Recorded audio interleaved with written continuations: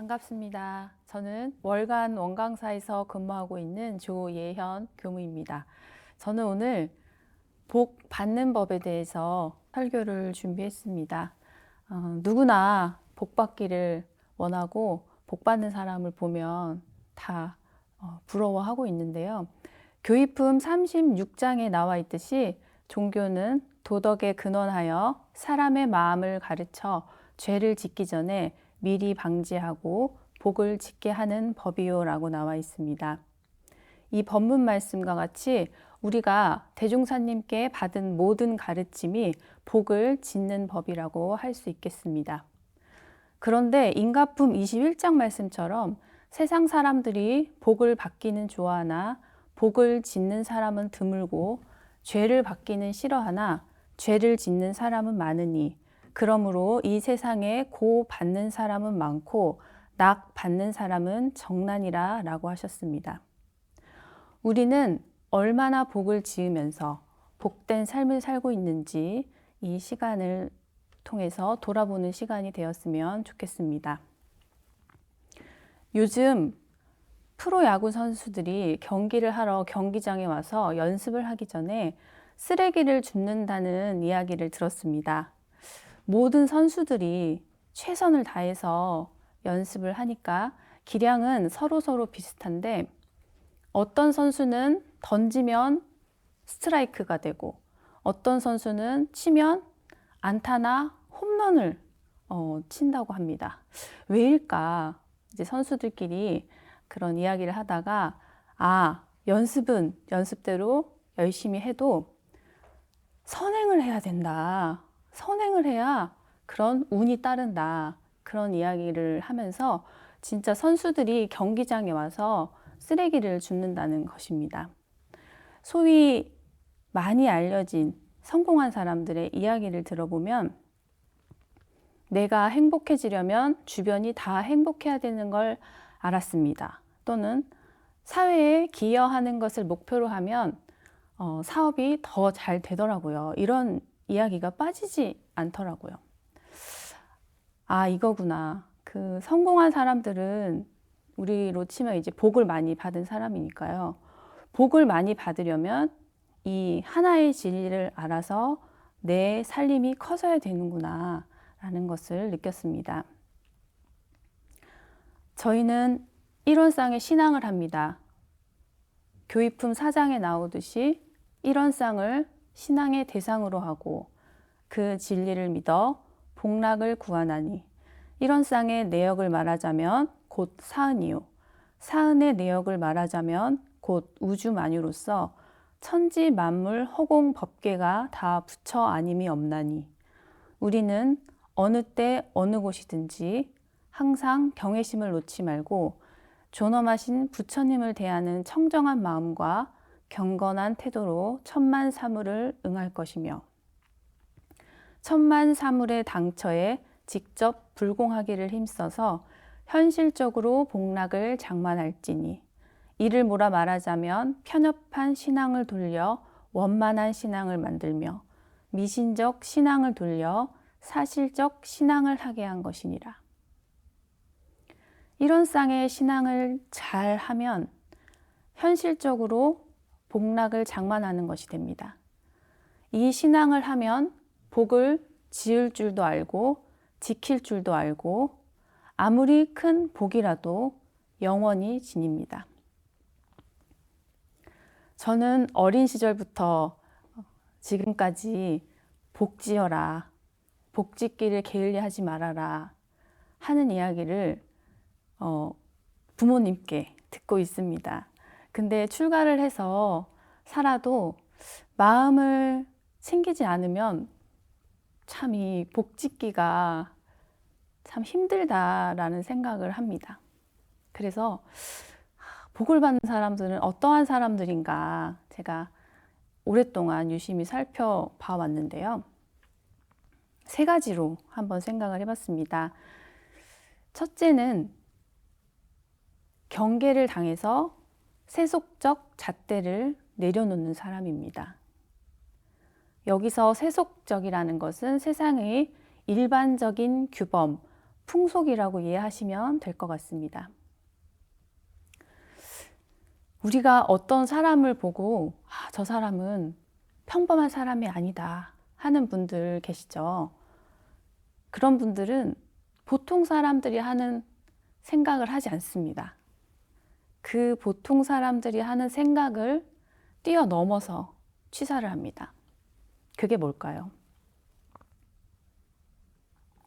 그게 저는 대소유무의 진리를 보아다가 십이이해를 판단하는 사람이라고 봤습니다. 그런데 보통 사람들은 어떻게 판단을 하나요? 그 사회법을 따져보고 또 이해로 따져보고 내가 이거는 양보 안 해도 되겠는데? 그러면서 내가 취해도 되는 것은 다 법에 뭐 저촉되지 않는데 뭐 어때? 이런 마음으로 다 자기의 이해를 따집니다. 그리고 나서는 난 역시 똑똑하다. 이건 내가 맞는 거야. 이런 생각을 하면서 살아가고 있거든요. 그런데 부처님이나 또 성인들은, 이 세상 모든 성인들은 어떤 취사를 하시나 저희가 항상 그것을 보면서 저희가 그 가르침을 따르려고 하는데요. 예수님께서는 십자가에 못 박혀 돌아가실 때도 그 사람들을 원망하지 않고 오히려 주여 저들을 용서하소서 라는 말씀을 하셨습니다.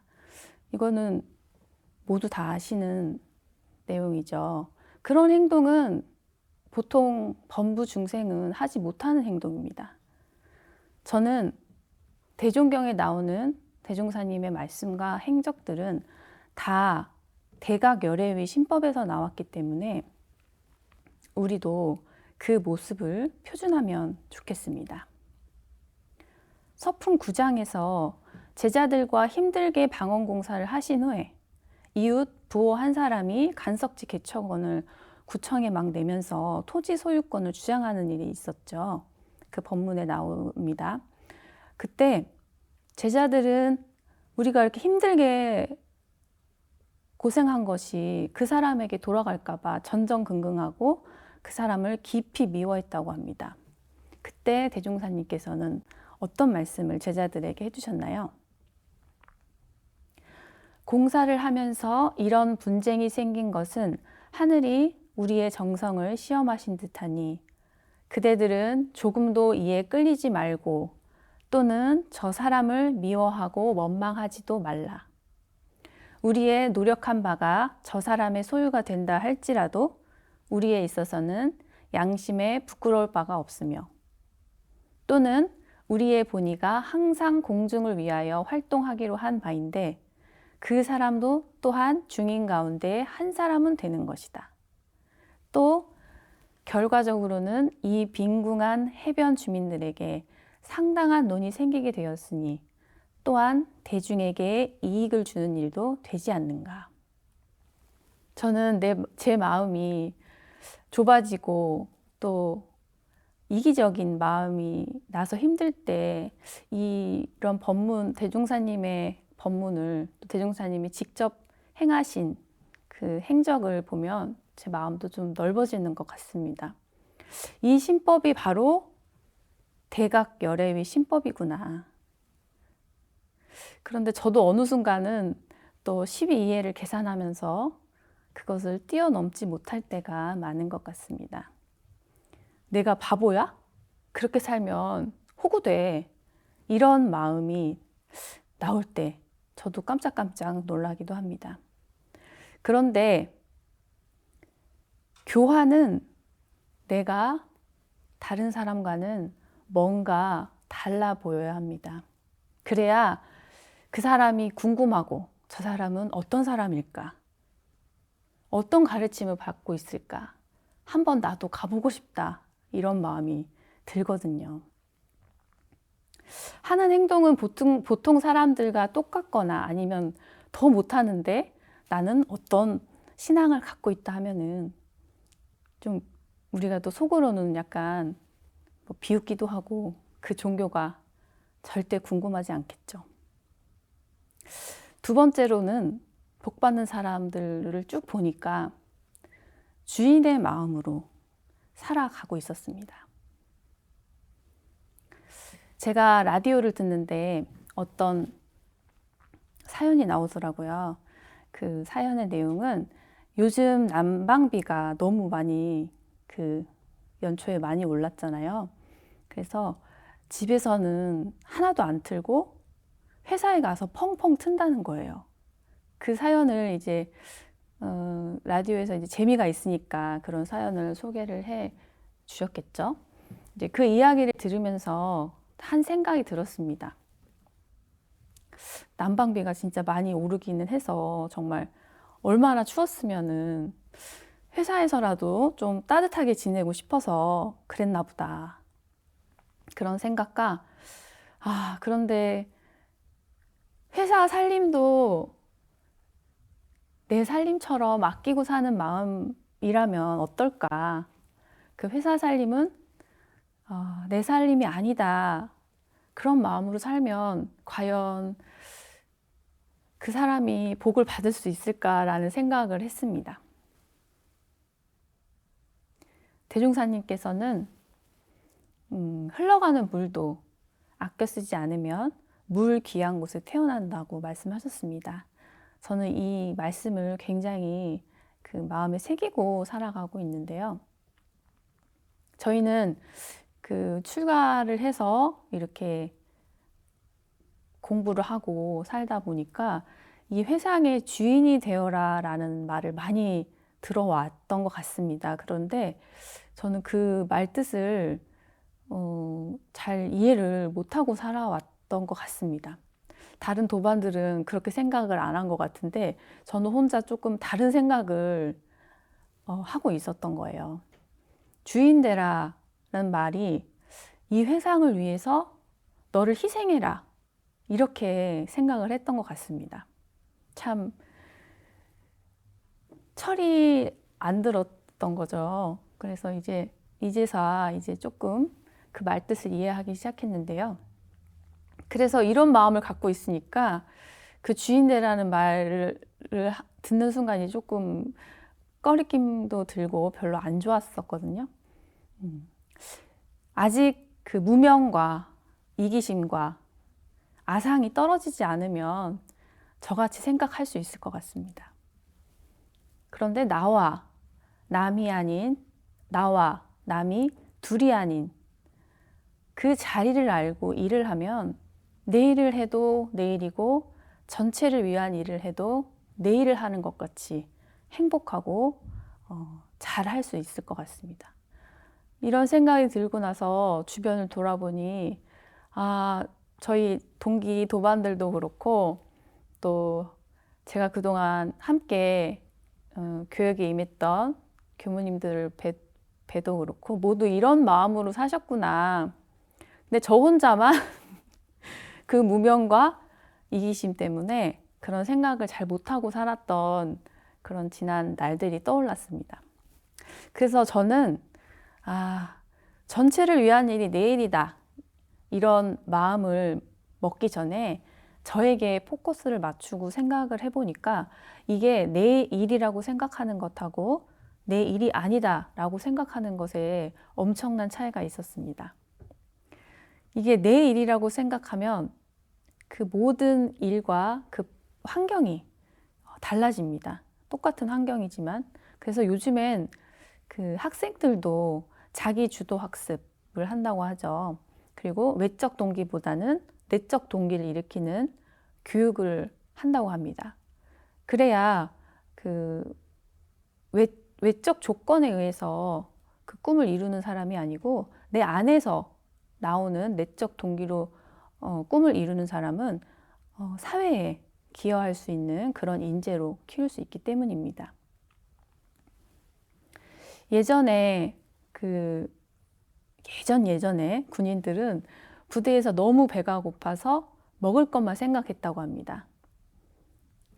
휴가 나가면 이것도 먹고 저것도 먹고 해야지 그런 생각만 하고 있었다고 하는데 그런데 막상 휴가를 나가서 그 부대 문을 나서는 순간 그 먹고 싶었던 게 싹 사라진다고 합니다. 이런 경험 다 해보셨을 것 같아요. 거기의 차이가, 그 한 마음의 차이가 무엇인가? 내가 주도적으로 할 수 있을 때, 내가 주도적으로 할 수 없을 때, 그 내 마음가짐이 달라진다는 거죠. 이 자율성과 이 주도성이 부여되면 아무리 힘든 일도 즐겁게 할 수 있고요.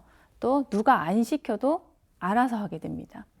그런데 이 주인이 되지 못하면 아무리 외적 조건이 좋아도 또 아무리 뭐 연봉이 높다고 해도 정말 만사가 그냥 다 하기 싫고 그 하는 와중에도 행복하지가 않습니다. 그래서 교당에서 교무님들이 교도님들께 그 교당의 주인 되시라는 말도 그 많이 하시잖아요. 근데 그게 정말 교도님들의 각자의 행복을 위해서 그런 말씀을 해주시는 거였구나, 그런 감상이 들었습니다. 얼마 전에 청년 교도와 상담을 했습니다. 정말 그 상담을 하면서도 제가 상상할 수 없는 그런 직장 생활 내에 그런 힘든 일들이 정말 많구나. 우리 정말 이 세상을, 이 시대를 살아가는 우리 청년들이 정말 얼마나 힘들까, 이런 생각을 했는데요. 그 일들 속에서도 어떤 상황에서도 사실 바꿀 거는 바꾸어 나가지만 우리 청년들이 정말 스스로 괴롭지 않고 정말 내 마음을 찾아서 행복을 느끼면서 살아갔으면 좋겠다는 생각을 간절히 했습니다. 정말 이왕에 내가 해야 하는 일, 하는 일이라면 그 긍정적인 마인드셋을 하는 그런 법을 우리 정말 힘들어하는 청년 교도들이 있다면 정말 알려주고 싶다, 이런 생각을 하면서 그 청년 교도와 상담을 했는데요. 출근을 하면서도 내 마음을 어떻게 먹느냐에 따라서 그 하루가 달라질 것 같아요. 저도 이제 사무실에 출근을 하면서도 항상 마음을 챙깁니다. 그 마음을 챙기지 않으면 그냥 매일 하는 일이고 나는 오늘 그냥 내가 맡은 일 하러 간다, 이 일 다 하면 또 퇴근해야지, 이런 마음으로 하루를 살 수 있는데, 아침에 갈 때부터 오늘은 내가 어제 한 것보다 더 잘해봐야지, 더 잘해보려면 어떻게 해야 될까, 오늘 일을 하면 나에겐 또 어떠한 경험치가 쌓일까, 이런 긍정적인 마인드셋을 하고 출근을 하면 정말 다릅니다. 하루가 다르고 만나는 사람들을 대하는 그런 제 마음도 다르고요. 그래서 내 마음의 주인이 되어서 일을 하면 우선 내가 먼저 행복합니다. 그러면 복 받는 사람이 되는 것이겠죠. 세 번째, 복 받는 사람의 특징은 계산하지 않고 작은 선행이라도 한다는 것입니다. 뒷사람을 위해서 이렇게 문을 잡아주는 그 작은 행동이 그 사람 인생 전체의 판도를 바꾼다고 하죠. 근데 이제 우리나라는 조금 문 잡아주는 부분이 다른 나라에 비해서 좀 약한 것 같기는 한데요. 미국에서는 랜덤 액트 오브 카인드니스라고 그 무작위로 친절한 행위를 하는 날이 있다고 합니다. 이 시작은 그 맥도날드 드라이브 스루에서 그 어떤 고객이 내 뒷차 고객 것까지 계산해 주세요 라고 한 행동에서 시작을 했는데요. 그렇게 그 뒷차를 계산해 주고 하다가 247명까지 갔다고 합니다. 그 처음에 그 선행을 한 그 사람의 파급력이 이렇게 퍼져나간 것이죠. 혹시 내가 힘들어하는 사람에게 친절한 말 한마디로 그 사람이 힘을 얻었다면 그 사람이 그 마음을 또 다른 힘든 사람에게 나누어 가겠죠. 이런 일화들이 굉장히 많은 것 같습니다.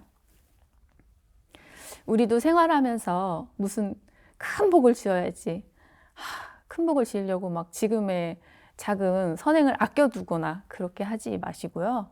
가까이 있는 인연들에게 또 끼어드는 앞차한테 양보하는 것부터 이런 작은 선행이라도 한다면 정말 그런 복들이 다 돌아와서 내가 먼저 행복할 것입니다. 대종사님께서는 인가품 17장에서 어리석은 사람은 남이 복 받는 것을 보면 욕심을 내고 부러워하나 제가 복 지을 때를 당하여서는 짓기를 게을리하고 잠을 자나니 이는 짓지 아니한 농사에 수확하기를 바라는 것과 같나니라 하셨습니다. 저희는 복 받는 사람을 보면 부러워합니다. 저 사람은 어떻게 저렇게 큰 복을 받았을까? 정말 전생에 복을 많이 지었나 봐. 이러면서 부러워는 하는데 막상 나한테 복 지을 기회가 돌아오면은 이 핑계 저 핑계가 나면서 빠져나갑니다. 복은 그냥 오지 않습니다. 저희 사무실에서 직원들과 자주 하는 말이 있는데요. 공짜 없다, 정답 없다, 비밀 없다입니다. 정말 공짜가 없는 것 같습니다.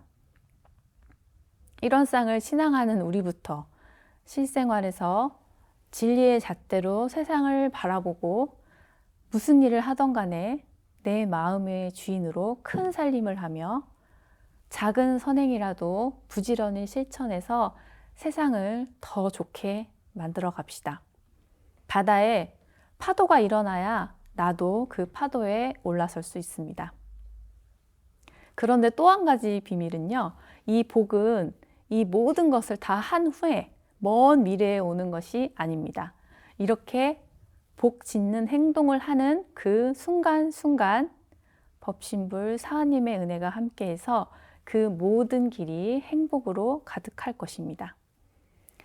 모든 분들 복된 삶 사시기를 기원드립니다. 감사합니다.